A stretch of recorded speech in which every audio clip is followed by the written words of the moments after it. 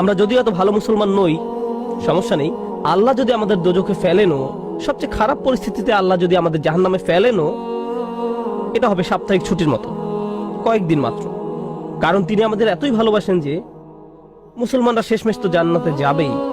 তাই আমরা যদিও জাহান্নামে যাই, সেটা হবে অল্প কিছু দিনের জন্য, সমস্যা নেই। লান তামাসসানা নারু ইল্লা আইয়ামাম মা'দুদাত, গুটি কয়েকদিন ছাড়া আগুন কখনো আমাদের স্পর্শ করবে না, কিছুদিন মাত্র। ব্যাপারটা হলো, জান্নাত জাহান্নামের পূর্বে বিচার দিবস রয়েছে, যেটি একদিনের জন্য, সেটা 1000 বছর লম্বা হবে। জান্নাত বা জাহান্নাম নয়, আল্লাহর কথা অনুযায়ী শুধু বিচারের দিনটি এত লম্বা হবে।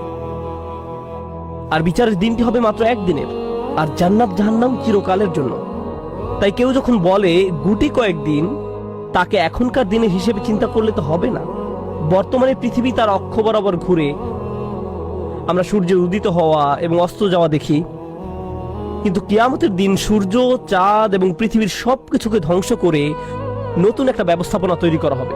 তাই আমরা এখন যেভাবে 24 ঘন্টার হিসেব করি, সেভাবে রাত দিনের হিসাব করলে তো চলবে না যখন আখিরাত শুরু হবে। চলুন তাহলে সবার আগে এই ধারণাটি আমাদের মাথা থেকে ফেলে দেই। কোরআনের বহু জায়গায় জাহান্নামের আলোচনা করা হয়েছে, কিন্তু আমি শুধু কোরআন থেকে একটি বর্ণনা আপনাদের সামনে উপস্থাপন করতে চাই।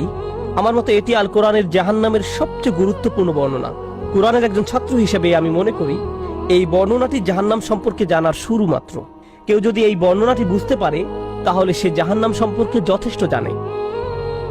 আয়াতটি শুরু করা হয়েছে এই কথা বলে, ওয়ালা ইন মাসসাতহুম, এমনকি যদিও। যখন আমরা বাংলায় বলি যদি আমি সেখানে যাই, যদি আমি সেখানে যাই, তাহলে তোমার সাথে দেখা হবে। কিন্তু কেউ যখন বলে যদিও আমি যাই, এর মানে হলো যাওয়ার সম্ভাবনা ক্ষীণ।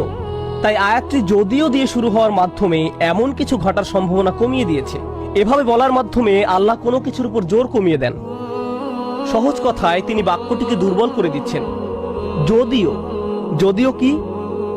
যদিও মাসসাতহুম, যদিও এটা তাদের স্পর্শ করে। আরবিতে মাসসা অর্থ কোনো কিছু যখন আপনাকে সামান্যতম স্পর্শ করে, যেমন কোনো মাছি যখন কোনো মতে স্পর্শ করে, যদি সেকেন্ডের জন্য স্পর্শ করে তখন তাকে বলা হয় মাস। সুতরাং এটা যদি তাদেরকে কোনো মতে স্পর্শ করে 1 সেকেন্ডের জন্য, মাসসাতহুম। এখন কি তাদের স্পর্শ করে? আপনারা হয়তো ভাবছেন আগুন যদি তাদের স্পর্শ করে। আল্লাহ বলছেন নাফহাতুন, একটা হালকা বাতাস যদি তাদের স্পর্শ করে। চলুন এই বাতাস নিয়ে একটু আলোচনা করা যাক। আরবিতে নাফহাতুন বলতে বোঝায় দরজা বন্ধ করলে যখন সামান্য একটু বাতাস এসে পড়ে, পর্দা নড়ে ওঠে, অথবা কেউ জানালা বন্ধ করলে যেভাবে হালকা বাতাসে পর্দা নড়ে ওঠে। এই বাতাসের যা বাহির থেকে ভেতরে আসে বা ভেতর থেকে বাহিরে যায়, দুই ধরনের আছে। একটি হলো লাফহা, লাম যোগে, আরেকটি হলো নাফহা। লাম যোগে লাফহা মানে বাতাসটি গরম, আর নুন যোগে নাফহা মানে বাতাসটি ঠান্ডা। আল্লাহ বলছেন এমনকি যদি ঠান্ডা বাতাস তাদেরকে স্পর্শ করে, যদি ঠান্ডা বাতাস তাদেরকে স্পর্শ করে তোমার প্রতিপালকের শাস্তি থেকে। তিনি এই আয়াতে জাহান্নাম কাউকে স্পর্শ করার কথা বলছেন না। তিনি এই আয়াতে আগুন কাউকে স্পর্শ করার কথা বলছেন না। তিনি এমনকি গরম বাতাস কাউকে স্পর্শ করার কথাও বলছেন না। তিনি আগুনের ঠান্ডা অংশের কথা বলছেন, আর এটা আপনাকে চিরকালের জন্য স্পর্শ করছে না। প্রসঙ্গত আমরা ফিজিক্সে পদার্থের 3টি অবস্থার কথা শিখেছি: সলিড, লিকুইড এবং গ্যাস। সলিড বা কঠিন কিছু যদি স্পর্শ করে আমরা তা অনুভব করতে পারি। এই মুহূর্তে গ্যাস আমাদেরকে স্পর্শ করছে, বাতাস এখন আমাদেরকে স্পর্শ করছে, আমরা এটা অনুভব করি না। আর এই আয়াতে আল্লাহ বর্ণনা করছেন কি তাদের স্পর্শ করছে? বাতাস তাদেরকে স্পর্শ করছে। কোন ধরনের বাতাস?